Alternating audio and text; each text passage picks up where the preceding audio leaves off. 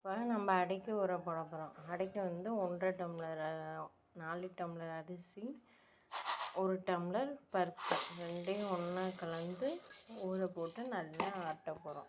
அரிசி பாருங்கள் நல்லா ஊறி வந்துடுச்சு. ஒரு 2 மணி நேரம் ஊற வச்சு இதை ஆட்டி எடுத்துக்கலாம்.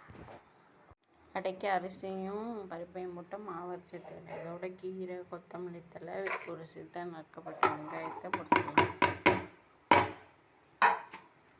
அதுக்கப்புறம் மஞ்சத்தூள், கொஞ்சம் சோம்பு நுணுக்கி வச்சுருக்கேன், மிளகாத்தூள் இதையும் போட்டு கலந்துக்கலாம்.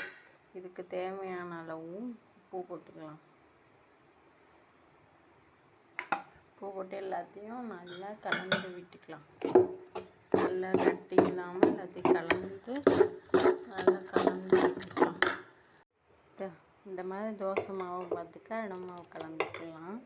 நல்லா கலந்து வடியை ஊற்றலாம். சூடான சுவையான அடை தயார். இது சும்மாவும் சாப்பிட்லாம், சட்னி உரித்து சாப்பிட்லாம். பாய்.